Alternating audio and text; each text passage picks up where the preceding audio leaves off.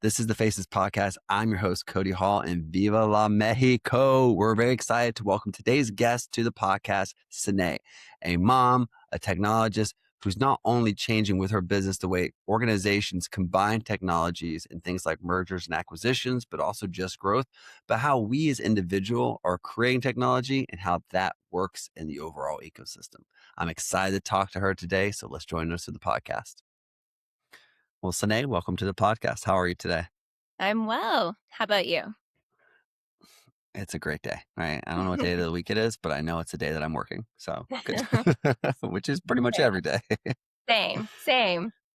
Well, today I'm excited to learn more about you as we just got done talking about how to pronounce your name. We're not going to go over that in this lesson. However, I'd like to know a little bit more about you and introduce you to the audience. So if you take a moment, tell us who's Ceneé.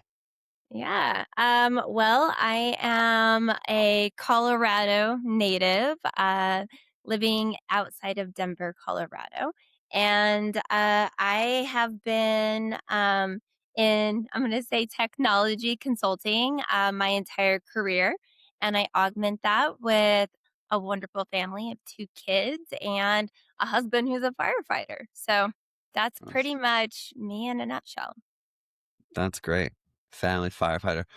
I have a lot of public. Everyone in my family is either military, firefighters, or police, or have been military and then end up as the others. So Yeah, yeah. It's a noble thing, and it always gives me a little bit of levity with what's going on in my day. Whatever I'm like having a stressed day, or if I think things are all terrible, then I'm like, oh, okay, that's real life over there. So it's a very good much balance.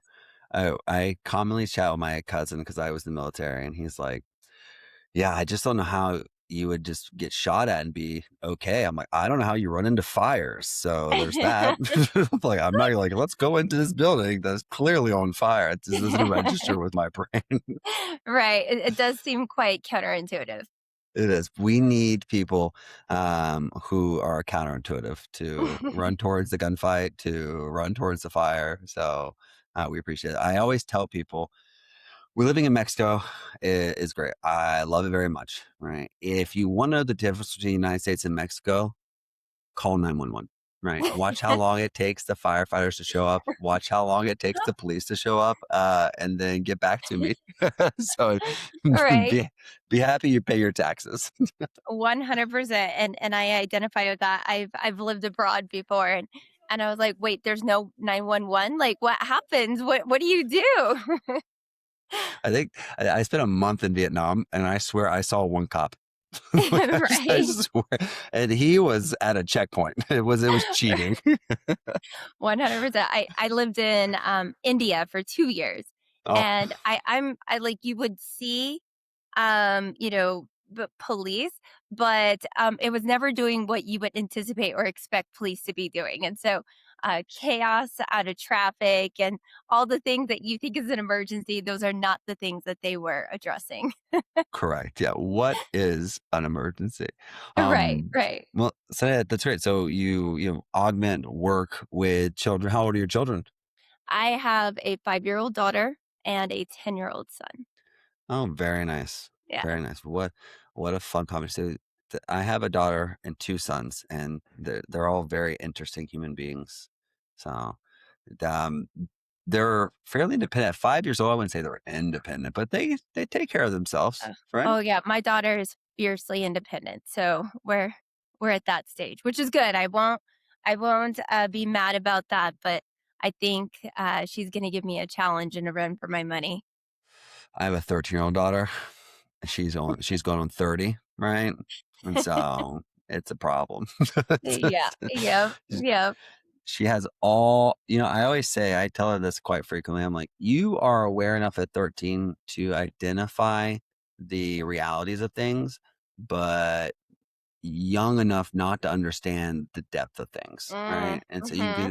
I'm like, so maybe we want to sit here and be like, mom is being a hypocrite. However, why is she?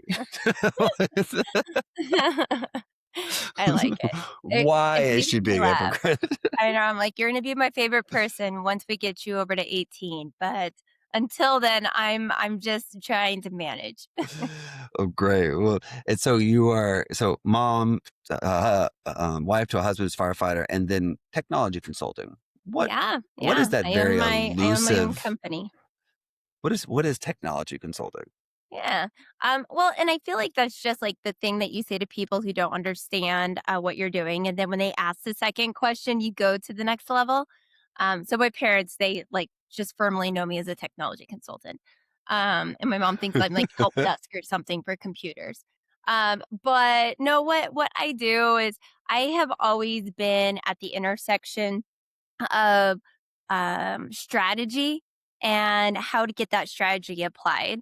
And it typically requires technology. And so for me, it has been the oversight and the execution of taking really big, hard, challenging problems or big ideas that pivot companies into different directions, post merger integrations that try to Sure. drive value and getting that done. So that's my favorite place to be, and how we applied technology. It's not just technology, it's technology, people, processes, and all three of those things intersect in order to be able to drive that vision, whether that takes 6 months or 12 months or 18 months. Yeah. And what that's hilarious about with your mother. That's so funny. I know. My grandmother thinks I'm a drug dealer because I live in Mexico. I let her get away. She's 86. She can't tell Why her not? She anything. can take it. And but sometimes I just tell people I'm an Uber driver because it's so few So much questions. easier. Yeah, so much easier. What are you? I'm an My Uber mom driver. still yeah, my mom, she, like, called me just a couple months ago, was like, "Okay, so when I turn my computer on, it does this and this." I'm like, I don't know." That's not me. Let me I'll transfer try. you. I know. I'll try. That's so funny. No, I definitely understand your role. I led mergers and acquisitions for a very large healthcare company, and Very so cool. oftentimes we would be acquiring people who use different ERMs, and Yeah, sometimes we acquire people with no technology, right, at all, right, and yeah. sometimes we acquire people with all the technology in the world. And so you really need someone. I mean, you have two different teams coming together or a transition taking place. Mm, You really do need someone at that intersection to ferry people across, right? yeah, yeah. Because it's can be difficult for people. It can be, and I mean, people don't naturally, enjoy change. That's it's not something that people typically, want to do, and so not only are you helping them understand it, but especially when, teams or, leaders haven't ever been through a significant, transition like a merger, helping them even understand what to expect, and helping them along that process, and then helping them think about not what's happening tactically today, but where we're going and why we're making the decisions that we're making. And, maybe compromises. So maybe we don't have infinite budget, or we don't have, infinite resource or capability. How are we still going to get to those goals and make those compromises to get to there? No, absolutely.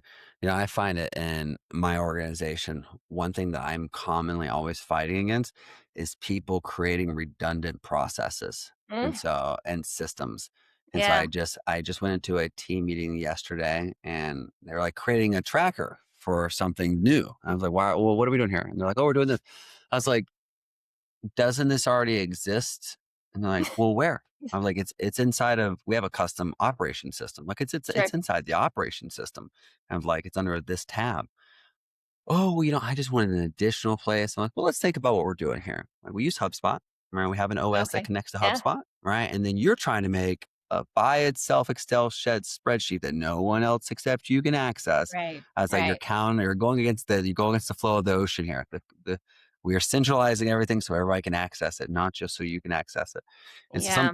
we're always trying to fight that because people really want to compartmentalize things. Yeah, absolutely. I think it's not, and I think whenever those things happen, which happen often, I think it's with good intention. And so it's always trying to meet that and be like, okay, I understand why you're doing it, but let's think about the broader aspect of the impact, Yeah, and somebody else who needs that visibility, and just being a little bit more thoughtful about our structure and our scalability, and what happens if you're not here in 2 weeks, for whatever reason. Things correct. have to be able to go on, and I think having the overarching understanding of why you're building things really helps people often whenever they kind of go in their own tangents. No, it's a very well put, and that's one thing that when my approach to it's always like, okay, well, what is the OS system not doing that you want it to do, right? Yeah. Because we have a Yeah. we have a we have a full time developer whose only job it is to do new sprints, right? And Yeah. then go back and patch things. And so, Yeah. like, is this like what do we need to go patch? What do we need to add? What do we need to, someone's like, oh, our system is too dark, right? I like more of a light. Great, we can put a daytime, dark time Right. toggle, right? No problem. We Perfect. got that. That's an easy Yeah. code. Next. Yeah. And so Yeah. we do things like that, and we try to keep it open communication because sometimes we're trying to constantly always rapidly change, and we're trying to prevent that at the same time. So we have to keep the door wide open sometimes. Like, Yeah. bring forth your desires, and we'll tell you where it fits into our bucket. Yeah, absolutely. I mean, and I think that it's such a good way to manage things. I mean, it's very product driven, right? Here's a backlog, Right. and we're prioritize the backlog, and we're trying to find things that provide the biggest value for the most people, and get those things in. And I think that whenever you start to train people on like that concept, and then you start to reuse that same concept across multiple things, it helps people without them knowing it.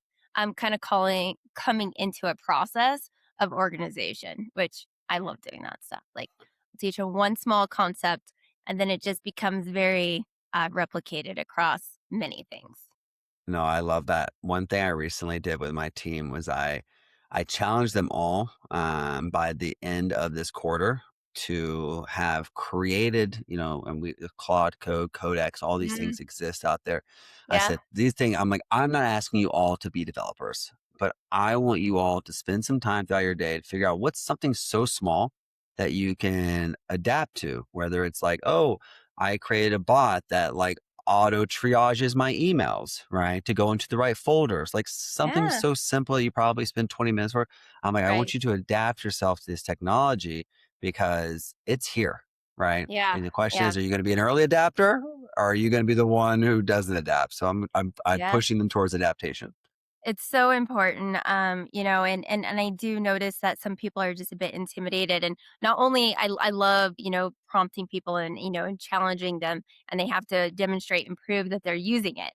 Do the same thing, but I also have taken on showing them. Like, I'll instantly drop and be like, "Let me show you how I'm doing this," and I Yeah. I demonstrate and I show, because I think that AI is a little bit of a barrier of it's scary until you start to put your hands on the keyboard and you start to play with it, and you see that you really can't. I mean, you could break some stuff, but it's unlikely until you start getting into things that are writing code Yeah, for you and moving stuff correct. around, but that's not what most people are starting with. And so No, I agree. I think that it's really important to challenge people and to push them into discomfort, and then to demonstrate and to show that you do the same thing. No, I 100% agree. And I think that have you ever watched what I've been describing? I think I've used this analogy 3 or 4 times this in the past week. And Okay. if you see the movie Limitless, No, dang. all right, it's a great movie, and it's about this Okay. guy who, like takes this.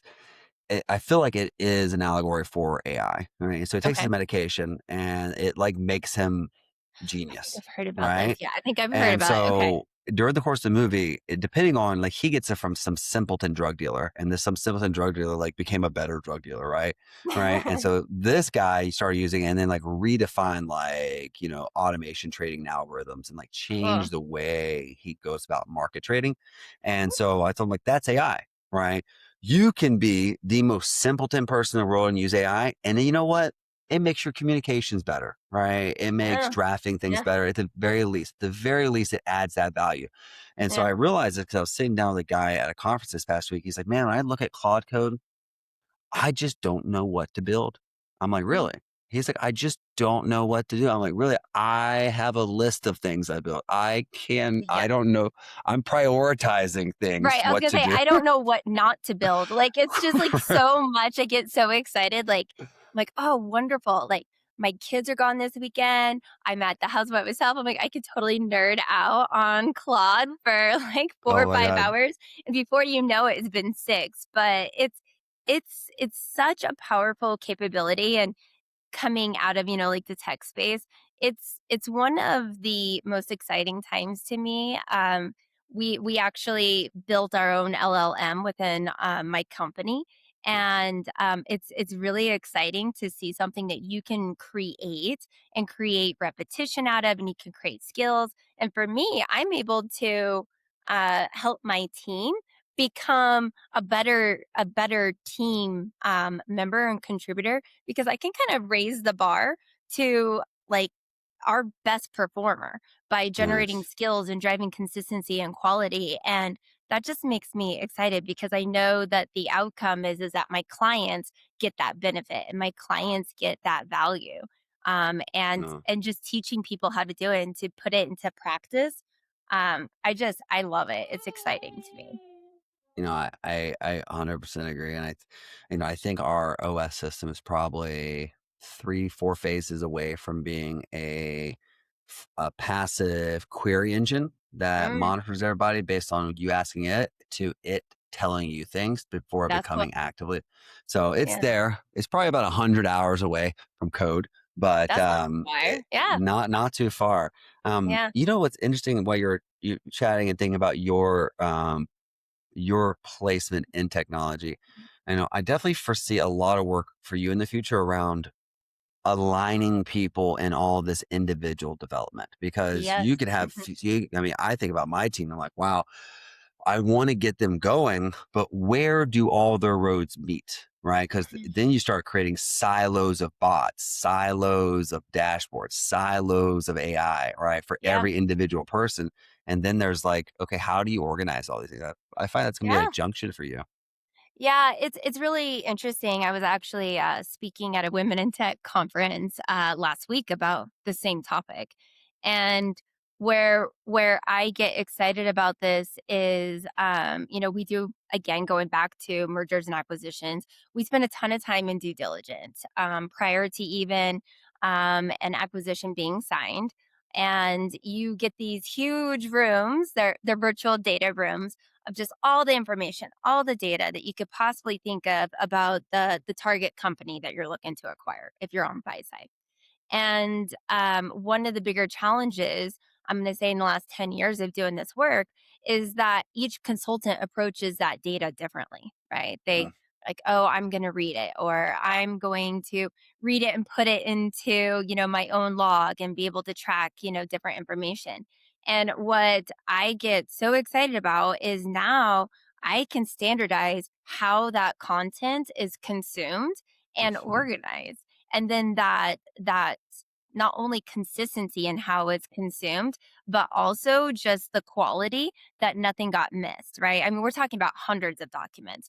And so whenever you're able to consume data and put it into a format that then can be actioned, and you know that you're doing it in an effective and consistent way, and it doesn't matter which member of your team is actively in charge of that, it's really it gives me a big sense of comfort that I know I can confidently say to my clients, we're going to do it this way. It's going to have high quality. We're not going to miss anything. And this is our process. And now I just have the human element that I get to work with, which I love. Right. So now with our consultants, I can say, okay, like this is the person who really likes high tech teams, and that's the person I'm going to put on this engagement. And this person, they're way more laid back and they're a better fit for my, Midwest Yeah, clients, and, their personalities are going to work better. And very I can true. start using my soft skills as placement versus, oh, this person's, way more buttoned up and they're going to do a better job at quality. Like, I don't have to worry about that anymore. I can just worry more about who's going to be a better fit for the engagement based on their soft skills, which is to me massive. That's so interesting because I created right now my role in the interview process. So I interview every virtual assistant that gets placed at any of our team members. Mm, But it's not your traditional interview, like, oh, tell me about what you did, right? That's been yeah, done 4 times over by the time I chat with them. I'm chatting with 3 people at the same time to figure out which one I think is going to match with the client's personality, for sure. profile, industry, company, right? And so I'm not hiring social butterflies to go work with data scientists or Right, for accountants, right? right. And so what we're doing is, one part of that is to eliminate my interview is we're starting client profile surveys in the beginning for Mm, personality mapping yeah, because ideally our entire OS system will span from hire to management. And so the idea is like, oh, hey, Cody matches here very well, and then no, not here. So I wouldn't hire him yeah, for this one. And so yeah, because that itself is such a huge stage, like getting the right person. Sine 100%. is it's so difficult. It's such a Yeah. soft tacit knowledge piece.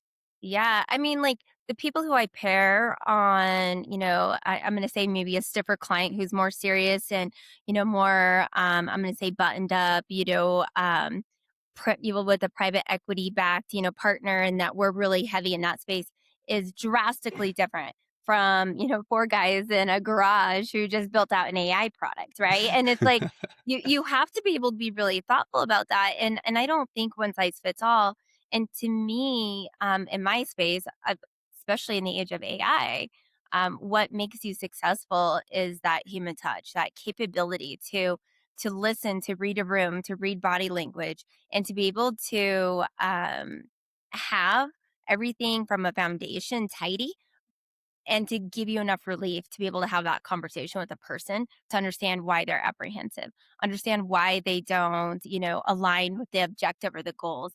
And then you can start to pick on that because that's important because if you have a technical leader who's not bought in on a product carve out, for example, you need to understand why.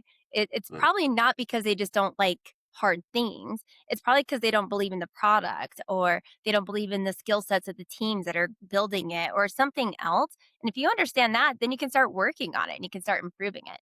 And I think that, being able to read a room and read your stakeholders and have that trust and that capability to connect one on one with them makes a huge difference. no, definitely. And it's a gift. It's not a talent many people have, right? I To read agree. rooms. Absolutely. Yeah, So and it's awkward when you see somebody who lacks the talent, right? At least for me. It like, because I'm so, focused on building those relationships, like, I feel very comfortable and confident in the hard skills, and so to me, I'm just so hyper focused on the soft skills, and, whenever you see somebody really missing on that, I think it can be just kinda nails on a chalkboard for me. oh, definitely, definitely. Well, my one question as we wind down here is technology, AI, and children, right? Mm, What are your, one thing I think about, I was just thinking about this yesterday and today, is like, man, at what age do I really start forcing my kids into learning the usage of AI? And like my 13-year-old, like, do I sign her up for scuba diving camp this year or do I sign up for coding camp? Right. And so, yeah, yeah. like things like that is because like what's too early and, what are your thought processes there? Mom and, Yeah, mom and technologist. I know. Well, I mean, and it's interesting because I have an extreme balance. I'm definitely your, I don't know, stereotypical Colorado person who loves to be outdoors and loves to ski and do all of those fun things. But I also feel strongly that if you don't know how to use technology, that you will be behind Hmm. whenever you need to use it. And, like something that comes to mind when you brought this up, and I haven't intentionally thought of it before your question is my son.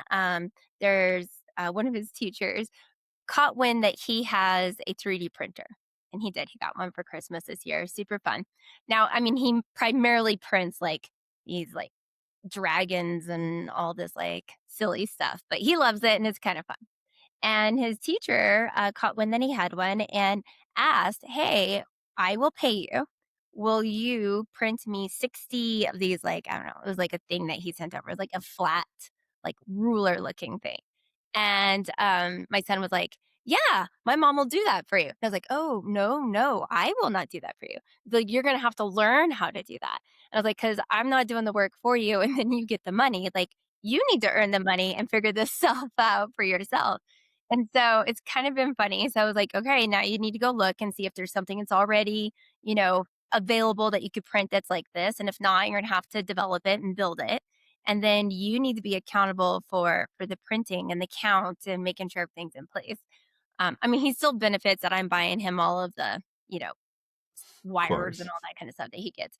But it's been kind of fun. So he took it upon himself, and now he is like trying to figure it out. And I did tell him he has a phone, but he's 10. So the phone never leaves our house, and it's for learning how to communicate with us and how to not become dependent on it at all times. And we try to make it not a novelty, but a tool to communicate, which is what a phone should be. Okay. And so I was like, well, we could go ask AI and see how to unstick you from this problem. And so we were walking through. I had him bring up Gemini, and because I know Gemini is connected to YouTube, and I figured that'd probably be his best tool to learn on how to solve a problem. And so I walked him through how to ask Gemini to help him. And it was kind of fun watching him go through the steps and to learn. And I think that was a fun exercise. But then I don't know if it's good or bad, but he proclaimed to me that there's no need for books whenever you could do that. And I was like, no, books are still good. We still need to use books. The moment, why do we read? I know. He's like, why do we need to do this? He also thinks handwriting is the worst thing that ever existed. And he doesn't need to handwrite because he can type. And I'm like, well, no, you need that. That's a human skill that you need to know how to handwrite things. Oh yeah, yeah. But yeah, I mean, I, I think it's important to teach. I mean, I always remember when I was younger, which is when I'd ask my parents something, they'd be like, "Well, go look it up." And we didn't have like Siri to tell us things. We'd have to like look it up in an encyclopedia or something like that, and look up the answer. And I think it's essentially the same thing. It's just modern, right? So how do we yeah, teach them to be resourceful with the tools that we have? yeah. Yeah. And then How are also, you doing it? oof, I don't know. I'm pretty anti phones, right? And so, like outside of work, I was on an icebreaker this morning with some of my team members. I asked them like, "What app do you use? Like, let's pull up usage on your phone. Like, show me what the number one app you use." And Oh, they're all just like TikTok, Instagram, and all oh, this. And so, yeah, like, and I was like, "Come on, guys, you guys disappoint me." And so, like, I like my number one is ChatGPT and Gmail. Right, this is the yeah, only one. But for my kids, we are none of my sons are super young, so but mm, my daughter, she has a phone that she can only take with her when she leaves the house, right, as a yeah, means of communication. So it's not for Instagram, it's not for all no, that mm-mm, jazz, yeah, right? same. She wants it to be for that, right? But it's not. And and she has everything limited, but she isn't really tech savvy, right? And I know she needs to be. She Mhm. just hasn't expressed the interest in it. And so Yeah. I also think that our schools here are a little bit more traditional, right? I always say like our kids are living in the 90s, right? Oh, And so, which is really great, yeah, except for the fact that we probably introduced to technology a little slower here and like sure. computers in school and stuff. And so I was thinking about this summer putting her into like a Codex or a Claude Code camp Yeah. and things like that, just to like see like does she like this? Does she not? Like, she wants to be. I asked her what she wanted to be one day, and she said she wanted to be a YouTuber. And so I said, okay, like let's Yeah. talk about as someone who has a YouTube channel, right? I'm not going Yeah. to say that you can't make money off of it. However, like what does that look like? Yeah. Let's make a Yeah. plan. And Yeah. so It's interesting. I mean, like same thing with the phone. We were very apprehensive about a phone for our kid, except for we he's a very good skier. And we kept losing him on the mountain. Like we could not like and we tried like those like cheaper like GPS watches and stuff, but they were too far behind him. He'd be already up like a lift going somewhere, and I'd be like, I can't keep track of this kid. And like writing your phone number on his helmet wasn't getting me traction either. So we're like, all right, he's got to have a phone. But we made him sign a contract. And he didn't know what a uh, contract was. We had to explain to him a contract. And of course, I used like ChatGPT and stuff like that to help me out. But we were really clear about what the expectations were for the phone. He doesn't get social media, like these different things and things that he needed to be aware of. And if he saw any of these things, like he needed to connect with us. And, like we wanted to make it safe, but we also wanted to give him some awareness that there's some responsibility that goes with this and that we were opening up a door that could expose him to things that he doesn't, have exposure to every Yeah. single day. And it's sometimes an uncomfortable conversation. Like it's not fun to have conversations with your kids about things that, you don't want to. But at the same time as we didn't want him to like come across something and not even have an idea that that could have been a challenge and then not talk to us. And Yeah. so we're just trying to be as present of parents as we possibly can, trying to get ahead of things. Understanding tech is important in life, but that responsibility and I'm going to say like pacing yourself with it is also important. Yeah. And so I don't know, we try our best, but nobody's perfect as parents. And we didn't grow up with this kind of Correct. technology. So we're kind of making it up as we go. We really are. And I mean, we have our daughter has had her phone taken away, I think longer than like she's lost more privileges with her phone than I think she's had her phone, to be honest with you. Well, we make Fair her enough. charge it outside of her room now Yeah. because she got caught being on her phone all night. Oh, Right. yeah. We, Yeah. There's no phones in rooms in our house. Like no, it's in the no. kitchen. Yeah. Yeah, she's very interested in boys, and so, Mm, she understands that she has no privacy, right? She has mm, communication. There is yep. no right to privacy, right? No. And Yeah. so, we tell her all the time, "Don't write anything in a text message you don't want us to see because we could board your vessel at any time and start searching, right?" And so, but, I really want her this summer to get into surfing. Like, I'm a big, big surfer, and I wanna be Cool. able to take her to the beach, right? Yeah. And drop her off at Tuesday's afternoon surf group because there's all these teenagers that are like, I think some of them are as young as 10 to like 16 that surf every Tuesday and Thursday in a group of coaches. I want to be able to go to that and like, either A, I'm either down the beach from you at a better break, or Right. B, I'm working. Just call me, I'll come pick you up. So I wanted to have that flexibility. But the biggest thing that and I tried to tell myself this. I was going to blame my wife. I was like, I try to tell my wife, but I try to tell myself this.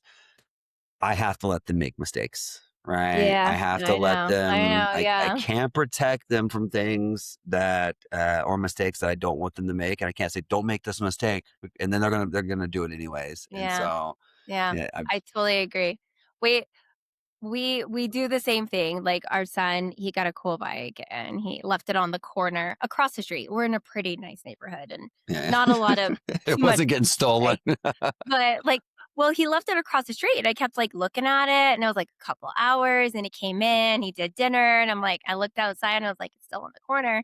So we went and we grabbed his bike and we hid it in our own like storage room. So and then we're like, "Hey, my son's name is Brecken. Brecken, you need to go find, put your bike away, shut the garage, all this stuff." And he comes in and, he was like very like, um, he's like, "I don't know where my bike is." I'm like, "What do you mean you don't know where your bike is?" And we sent him, we're like, "Go look for your bike." And we like made him go. Oh Obviously my, we knew where it was. But we were making him look. We kept it in the storage room for like 2 or 3 weeks because we wanted to oh teach him a my, lesson. Like you don't yes, just like leave your yes. stuff.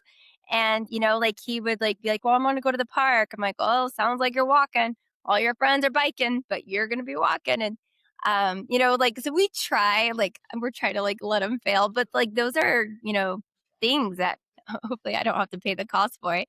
But we're trying to let that failure happen so that those lessons are imprinted and he makes better Yeah, choices. But you never, I no. mean, I don't know, you only learn when you really learn your own wisdom, right? Oh, 100%. Yeah, and we could tell them all day, like, what not to do, right? I made all your I know. mistakes, don't and I think that's the interesting about technology is they're gonna make mistakes. I thought about this because just last week, I went to a conference 3 days early in Tulum. I went 3 days Oh, earlier than my wife. I was like, "You know what? I'm gonna order," and I really did. I ordered room service all day, all night, and I coded. Like, Claude Code kept telling fun. me to stop working, right? Um, and, the entire time I'm sitting there, I'm like, "Wow, this could be addictive." like this could be a problem, right? And I thought about 100%. like what could it could do to social skills for kids, right? Mm. I mean, to me, I don't video game, and I haven't video gamed since like the Marine Corps, right? Alright. And so Mhm. for me, it's like, um, wow, this is kind of addictive for me. Like I want to do this all the time. I want to be socially isolated so I can be left alone so I could do this. And then I'm like, oh wow, like I could see how this if a kid got really into this, they could Yeah. really impact their social skills. 100%. It's true, and I mean, like, I think we ever since, like, video games did start coming out, right? Like, we can always think of those kids who never left their rooms in video gaming, and then, like, a lot of engineers and developers, they're not extroverts or introverts, and they feel far more comfortable in that online community than they do, in person. Yeah. And I think that the age of AI and the more tech that we have is gonna continue to open that door and allow for people to get more comfortable with computers than they are with people. So, Oh, it's interesting, and I think that, tech is so wonderful, but also having parameters and being really thoughtful about when and how you apply it in your life is important too. no. Yeah, absolutely. And I'll quote a guy I did a podcast on earlier this week. He said that, we're really making this huge push towards AI. And he started investing in a system in a company who was going to be organizing in-person events with the power of technology. Because the idea is like Mm. he thinks that we're really gonna push back on all this eventually. Right. And everyone's like, oh my God, I just want human, like raw human interaction. Right. And so I mean, I value that anyways. I mean, Yeah, I for sure. don't like people that much, for the most part. I'm Yeah. very extrovert, but I'm very antisocial. My wife says it's a Mhm. problem. I don't really talk to people unless I have to talk to them. So I guess that's why I like serving is that serving, you don't really talk to people. You just like kind of sit there on your board. And someone chatted with me yesterday. They're like, started I'm like, oh, I'm like, oh, I don't actually talk out here. I just sit here. He's like, okay, you're Mhm. weird. Just paddled away Yeah, from it. So yeah. Well, I also think I mean, like, I feel like the older I've gotten I am an extrovert, but the older I've gotten, the more it drains my battery whenever I'm at a conference or I'm, at an very. event because you have to be so on, and, also, I feel like, when you're in these environments, you almost have to be the best version of yourself too, right? Like, you have to Yeah. be your best behavior, and you have to represent your brand and your company well. And, I think that for me, I just drain much faster, and so I need that recovery time, which is usually quiet and Yeah. chill and in my own space and, Mhm. typically away from tech because tech doesn't fill my battery, it No, continues to not at deplete all. it. Do you Yeah. know who, my last yeah, Alex Ramosi? Yes, I do. Mhm. Yeah, so I have a very Alex Ramosi way to my conference, and my wife hates it, Yeah. despises it actually. I go to conferences in, gym shorts and a tank top, right? Love it. And so, like or, like, sometimes, like, I dress up at night, like, "Oh, it's a black tie event." I'll wear, a jacket and a cowboy hat and jeans, right? Yeah. And the people like as like people look at me, it's like this strange guy. I'm like, we've if they're not gonna like me the way I am right now, they're gonna hate me as a vendor, right? You're not gonna like who Yeah. I am Yeah, as yeah, yeah, yeah. Cody. If you can't deal with a tank top, you're not gonna Can't deal with deal with my it. opinions very well.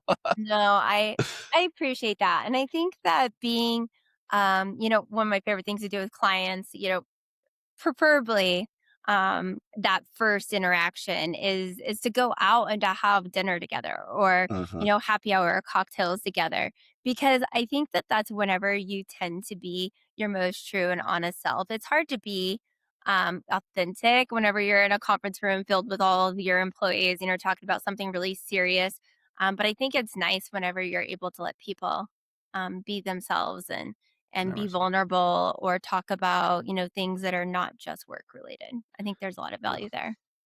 no, I 100% agree. Well, Sine, my last thing for you Yes.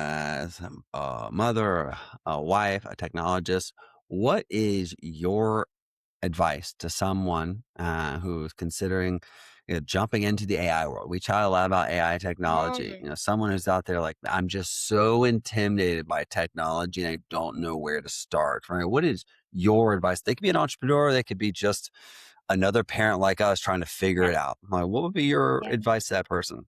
Yeah, I mean, to me, what it is give yourself just a little bit of time. Find something that you want to create or that you want to do that you know takes you a handful of hours, right? I don't care if that's updating your resume, or if that is trying to create a web page. Like you don't have to go to the web page, but maybe the copy for a web page, right? For your business, and just sit down with whatever AI tool is most accessible to you. You don't have to buy the plan. You don't have to like sign up for it. Use the free version and ask the AI what to do. Ask the AI to tell you how to do it. Say something like, I am brand new to AI. Talk to me as if I am in eighth grade and I want to create, a new website copy for my business that does XYZ and give me play by play steps, and keep it simple and just follow it and just like work with it and try and say, I don't like that. Start over again and go for the ride and just follow those prompts that even AI can walk you through. And it will start to make it way less intimidating. And you will start to see the value that you can get from it for even the smallest tasks. Yeah, absolutely. Exactly what I did with my wife yesterday. I sat her down like, tell it what you want to do. Like Yeah, just like I'm like, okay, well, I word that wrong. Great, clarify it, right? totally. And so Yeah, I'm like, don't worry about knowing how to use it. Like it will yeah, meet you at your level, right? And it if you want will. it takes 10 steps, right? Like Yeah, it'll yeah, take 10 steps. It takes 1,000 steps, it'll take you the same direction. But I yeah. do love what you just said. Just do it. Just start. Yeah. Right. I mean, you can take the most complex topic. I do this with myself. So I'm very advanced in AI usage and application. And I got back from a quantum conference, quantum computing. It's very intense and I've got like a pretty decent like science background in my education, and I still spent my whole drive home from that conference asking questions about quantum and asking AI to explain it to me in different ways, and how it could be applicable to what I do and where it could be going in the future. And I kept adjusting the level of engagement that AI was giving me on the topic. And I basically turned my 45-minute drive into a quantum computing lesson, right? And it met me Yeah. exactly where I needed to be at. And I felt completely informed on the areas that I had gaps in by the time I got home. No, 100%. And it'll meet you at your grade level. Yeah, So, absolutely. and then fast forward. Yeah. Well, Sine, thank you so much for joining me today. This has been a pleasurable conversation. We've really hit all the topics: family, future, business, and everything. So, again, thank you for your time. Look forward to seeing how things go in the technology world for you, and keep up. Yes. Thank you, Cody. I appreciate the conversation too. All right. Ciao. Thank you for watching The Faces. Entrepreneurs are people too. Please like, subscribe, and follow us on YouTube, LinkedIn, and Spotify so you do not miss any of our content just like today. We really appreciate you being one of our viewers, and see you soon.